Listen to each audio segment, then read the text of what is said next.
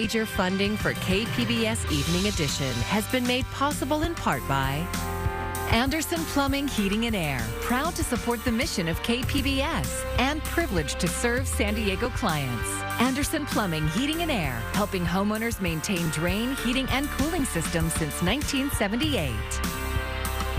And by the Conrad Prebys Foundation, Darlene Marco Shiley, and by the following.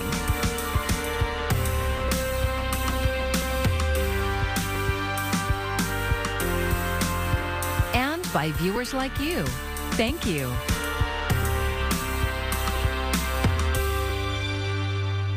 Good evening. It's Tuesday, February 8th. Thanks for joining us. I'm Maya Trabulsi. By this time next week, California's mask mandate will be gone. Governor Newsom says it's due to lower case counts. KPBS health reporter Matt Hoffman says now there is a renewed focus on phasing out masking in schools. Next week, California's blanket indoor mask mandate will be gone, but the governor says those not vaccinated will still have to wear them inside. The face covering requirement will also stay in place for schools. Because school-age children are now eligible for the vaccine, and we've seen such incredible uptick, again, almost 92% of San Diegans 5 and older have received a vaccination, that I think we need to continue to plan for the next phases and steps. San Diego County supervisors adopted a motion Tuesday from Board Chair Nathan Fletcher directing county staff to work with the state to help change masking rules in schools.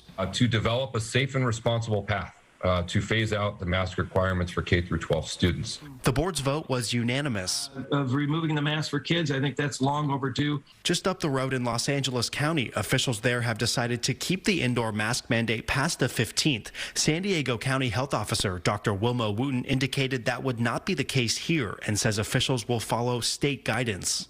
We would resume actions that were occurring prior to when that mandate was put in place. Health officials say we are past the Omicron surge, but while cases are decreasing, they are still high. Due to federal regulations, masking will still be required in some instances, like at airports, hospitals, and while riding public transit. Local businesses can still choose to require them. Matt Hoffman, KPBS News. A group of San Diego State female athletes has filed the first class action lawsuit of its kind against the university for violating federal law on gender equality in education. KPBS reporter Kitty Alvarado spoke with one of the students about the case. 17 female athletes say for the last decade, SDSU has treated their female athletes differently by depriving them and other women athletes out of millions of dollars in financial aid and scholarships. Among them is Madison Fisk, a former member of the SDSU women's rowing team. We commit so much of our lives to our sport the same way that male athletes do. We're no different. She and other athletes accuse the university of violating Title IX, the federal civil rights law that bans discrimination in schools or school programs based on sex. They're suing SDSU for $1.2 million. It's the first Title IX lawsuit that seeks monetary compensation. When our team was cut, that was really a slap in the face. That was really kind of a wake-up call. Most of the students in the lawsuit are from the rowing team that was cut after the 2021 season. This was hard, not just for myself, but to see all these women that dedicate so much of their lives completely stripped of their opportunities. In a letter, the athletics director, John David Wicker, cited financial issues brought on by the pandemic as part of the reason for cutting the team, and they had too many female athletes to comply with the law. Arthur Bryant, who represents the athletes, says this excuse to cut the team doesn't fly and says the proof is easy to find in the financial documents they must file with the federal government. The most compelling thing was actually the information that SDSU filed with the federal government showing that it is violating Title IX and depriving women of equal athletic opportunity. It's stunning. SDSU declined an interview but sent us a statement denying the allegations. It says they're disappointed by the incomplete picture presented by the plaintiff's lawyers about the support and successes of SDSU female athlete students and always put students first. What's incredible about that statement is it ends by saying we have always put our students first. In this area, SDSU has always put its female students second. Madison says it's about more than the money. I just want us to be the last ones. I don't want anyone else stripped of their opportunities the way we have been. Kitty Alvarado, KPBS News. DJI Technology, the company that makes most of the surveillance drones used by the Chula Vista Police Department, is again in the news for ties to the Chinese government. KPBS's Amita Sharma says new reporting reveals investors with direct connections to Beijing are funding DJI. The Pentagon has said DJI drones may pose a national security risk, and the Department of Homeland Security claims DJI gave critical U.S. infrastructure and law enforcement data to the Chinese government. Now, the Washington Post has reported that 4 entities, either run or owned by the Chinese government, have invested in DJI.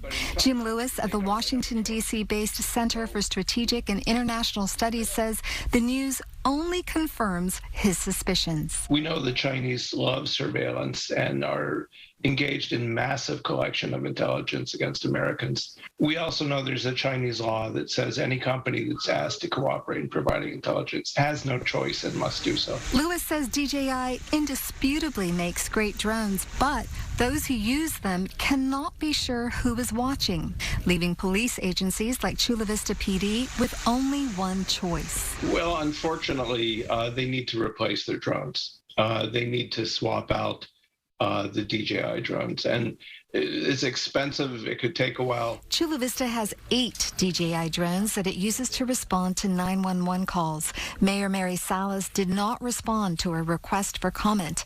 In a statement, DJI said the Chinese government has not invested in the company. It also said shareholders other than the founders do not participate in DJI's management and operation. Amita Sharma, KPBS News.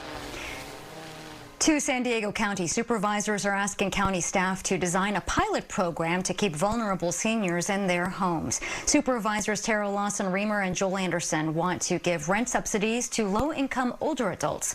According to San Diego's 2020 point-in-time count, 1 out of 4 people experiencing homelessness is over the age of 55. That number is expected to triple over the next decade. The supervisors say it costs taxpayers thousands of dollars per individual per month for shelter services once someone is homeless. Most seniors are homeless because of less than $300 a month. Can you imagine you're 70, 75 years old and you go back to the workforce because you're $300 shy in your retirement? The money would likely come from funds already set aside to address homelessness. This proposal creates a pilot program in the next 90 days. They would make decisions with that data as to how to scale up the program. A high-rise apartment building under construction in San Diego's Bankers Hill could set a statewide precedent for projects with affordable housing. KPBS Metro reporter Andrew Bowen explains. The 20-story, 204-unit building at 6th Avenue and Olive Street made use of the state's Affordable Housing Density Bonus Law. That offers developers relief from regulations like density and height limits if they include low-income housing in their projects. Neighbors seeking to block the project took their case to the state's 4th District Court of Appeal and lost. The attorney for the developer, Graystar, says the judges decided to let the case set legal precedent. When opponents come forward and say it's too big, it's too much, we don't want it here, the state density bonus law says that those projects, if they meet the requirements, need to be approved. And this law, this case, hopefully gives those local agencies the ability to stand firm in their decision to approve those projects. Opponents of the project have until March 14th to try and take their case to the state Supreme Court. Andrew Bowen, KPBS News. If you're a parent, your tax refund might be smaller this year, and that's because you may have already received part of your enhanced child tax credit in 2021. Usually, parents claim the credit on their tax returns to help fuel refunds, but families of 61 million children were sent half of the credit in monthly payments. It was part of the American Rescue Plan, which allowed up to $300 a month for children up to the age of 6 and $250 for children ages 6 to 17. Credits are already making a difference. In fact, thanks to the child tax credit, we are on a path to cut child poverty in America by 40%. The IRS has sent letters to families breaking down how much money they have received so far. Parents now have to determine the remaining amount of credit they can claim on their tax return. It's getting hotter and windier across San Diego County. As usual, Santa Ana winds are to blame. KPBS reporter John Carroll says record temperatures are likely to fall over the next several days. You know you're in Santa Ana territory when you feel the breeze picking up and the thermometer moving up. But you might not know that we've actually had on and off Santa Anas for weeks. Since mid-January, the last time it rained, we've had several Santa Ana wind events, at least 5 of them. But Alex Tardy says this one that's just begun is going to be a doozy. Being in the midst of a Santa Ana, you wouldn't think it would be hard to find a windy spot in San Diego, and right here tends to be one of the windiest. We're just above the Sweetwater Reservoir, and there is barely a breeze. But Tardy says just wait a day, the winds are coming. He says you'll notice them by tomorrow. And when those winds pick up, the temperatures are going to shoot up. It's 78 out here right now, but take a look at the next several days. All 80s, strictly summer-like. And so we're talking record high temperatures for February, and the impact will be, elevated fire conditions. We're ready to respond at a moment's notice and attack all fires aggressively. CAL FIRE Captain Frank Lococo says even though it's February, CAL FIRE is fully staffed. But if a wildfire breaks out and they need more help, Lococo says they'll get it right away from city fire departments and, if needed, from neighboring counties. If we need resources from them, we can absolutely pull from them. This latest bout with Santa Anas will last through the weekend, but by the time Monday rolls around, Alex Tardy says we should be back to seasonal temps with highs in the 60s. John Carroll, KPBS News.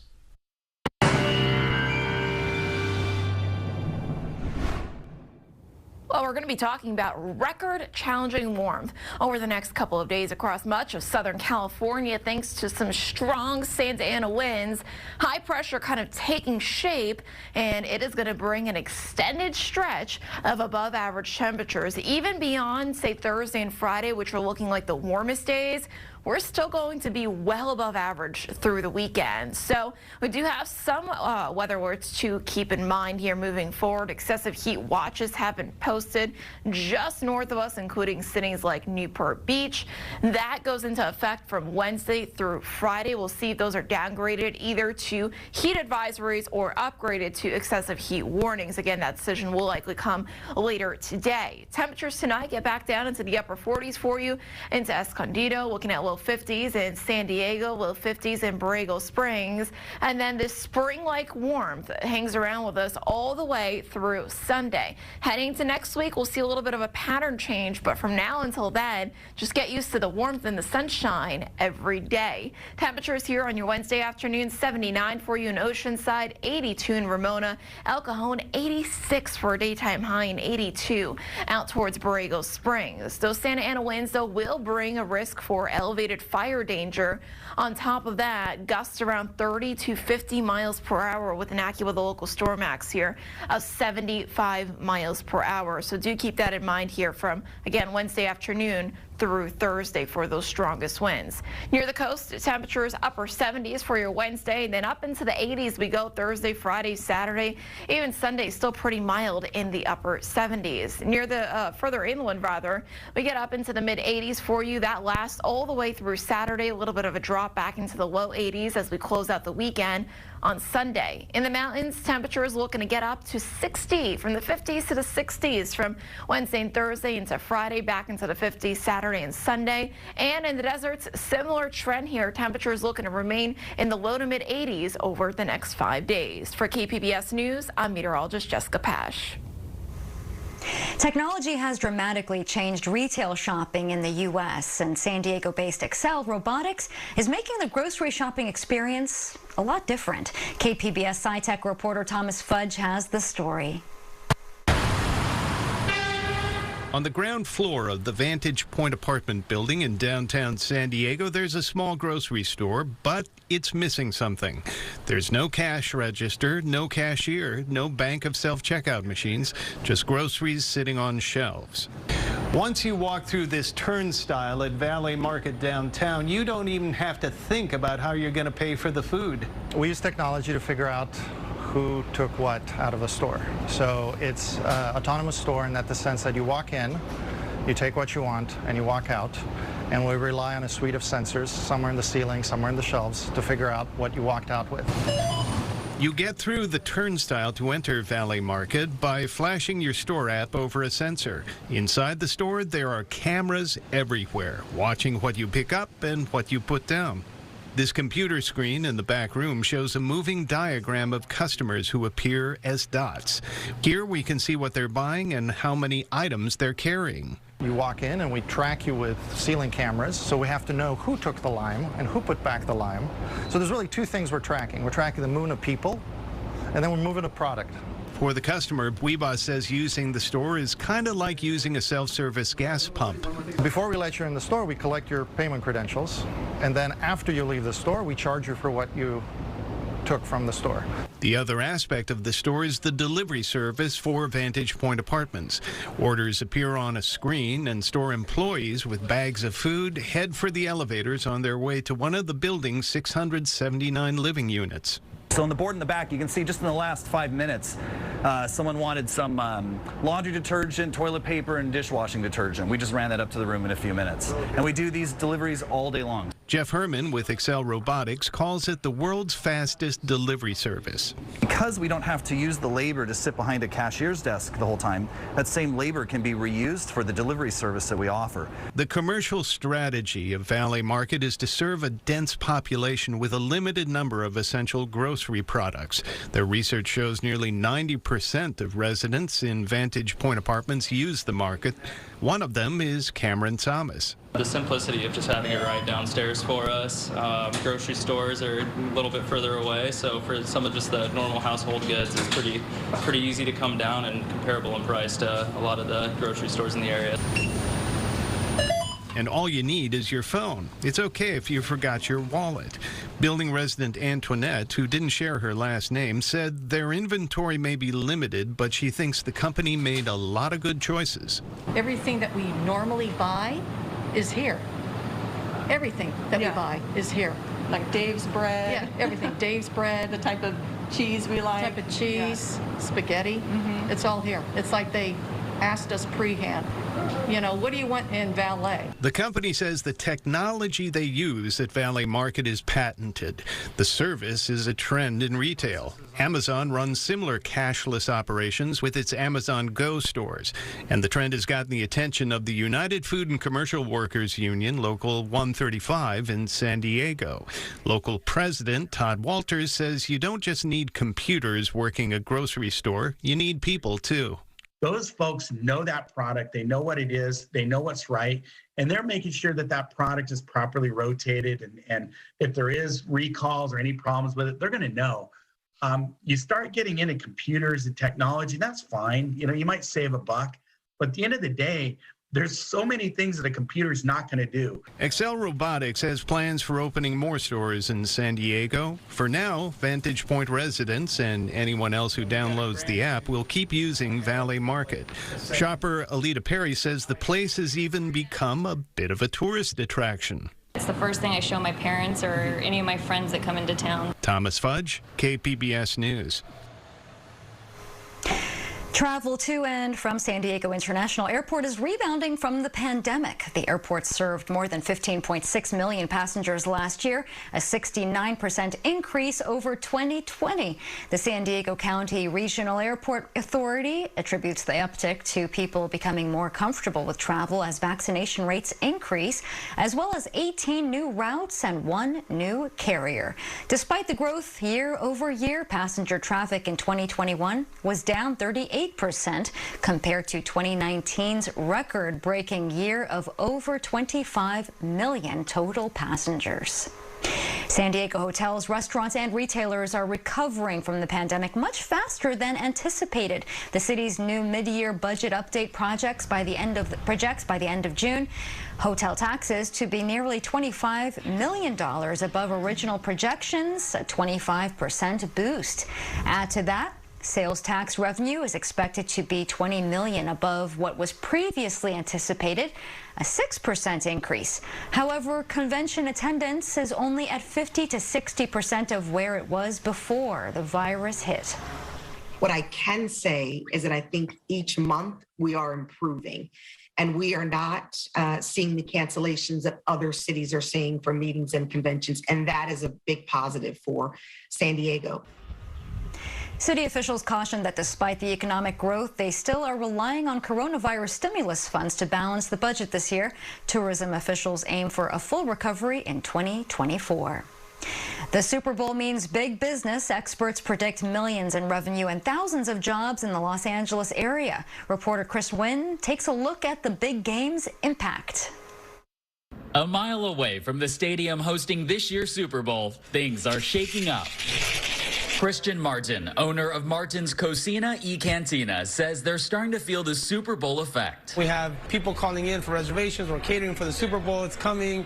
It's a great moment. The Martin family owns 5 restaurants in Los Angeles County, but say they haven't seen this kind of interest in the past 2 years because of the pandemic. It seemed like there was no light at the end of the tunnel because everybody was questioning what's going to happen. The Super Bowl bringing hope and much needed revenue to businesses as hundreds of thousands of football fans flock to LA for the big game. A September report released by Micronomics Economic Research and Consulting projecting that the event will produce between $234 and $477 million in revenue and create approximately 2,200 to 4,700 jobs. And to help small business owners take advantage, the Los Angeles Super Bowl Host Committee and the NFL are partnering to create the Super Bowl Business Connect program, designed to support minority, LGBTQ+, women, and veteran-owned businesses. For the Super Bowl, we're going to be serving blackberry lemon and coconut. A touchdown for entrepreneur Lauda Flores. Thanks to the program, her snow cones and snow pops are set to be served at the Super Bowl postgame. I would never imagine, no, not in my wildest dreams. Martin's Cocina y Cantina also benefiting from the program. We were very fortunate to have been selected, and so we'll be catering some flautas or taquitos. And with the economic forecast ahead of the Super Bowl, these businesses see a bright future ahead. To just reflect on, when life gets tough, that, you keep going and you have that hope and you keep working hard. I'm Chris Wynn reporting. I'm Judy Woodruff. Tonight on the NewsHour, why the president of France is taking a leading role in the effort to ease tensions between Russia and Ukraine. Coming up at 7 after Evening Edition on KPBS. And finally tonight, using the sport of basketball to defeat bullying. One of the world-famous Harlem Globetrotters visited the Monarch School in Barrio Logan today, carrying a message of hope to some children who need it the most. KPBS education reporter MG Perez was there. There is great anticipation as students file in for the first assembly since the COVID shutdown here at the Monarch School. These 4th and 5th graders are ready to hear a message and watch some magic moves from a world-famous Harlem Globetrotter. A lot of times, bullies bully people because they're looking for some attention. Don't give them the attention that they're seeking. Julian Zeus McClurkin is a 6'8" forward for the Harlem Globetrotters. He's got signature moves and a signature message he carries to students around the world to stop bullying. He speaks from a lifetime of experience. Discrimination is a part of bullying. You know, there's different levels to it. That's one way that we were bullied, coming up. Not allowing African Americans to play basketball in white-only league. Kristen Tanner has taught at the Monarch School 17 years. She's seen bullying of her students, who are all homeless or living with home insecurity in Barrio Logan and downtown. Mrs. Tanner puts it this way in her 4th grade class. Hurt, and a lot of times someone who's bullying is someone who's hurting themselves. And so it begins with learning to be compassionate and kind and respectful within their community.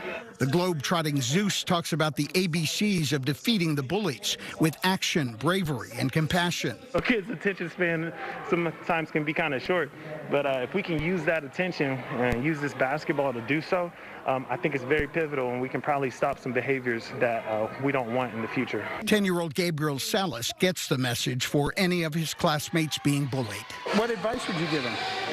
To walk away and stuff, and not to, don't let them try to fight you. And now the moves the Globetrotters are known for.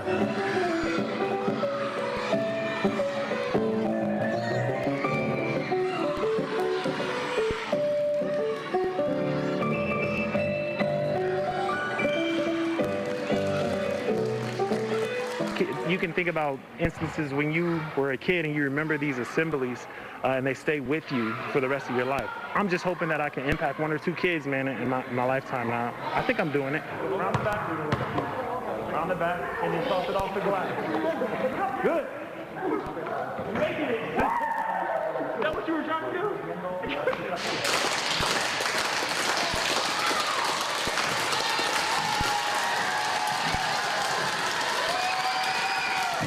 Mission accomplished. MG Perez, KPBS News. And you can find tonight's stories on our website, kpbs.org. Thanks so much for joining us tonight. I'm Maya Trabulsi. Good night. Major funding for KPBS Evening Edition has been made possible in part by Anderson Plumbing, Heating and Air, proud to support the mission of KPBS and privileged to serve San Diego clients. Anderson Plumbing, Heating and Air, helping homeowners maintain drain, heating, and cooling systems since 1978. And by the Conrad Prebys Foundation, Darlene Marcos Shiley, and by the following.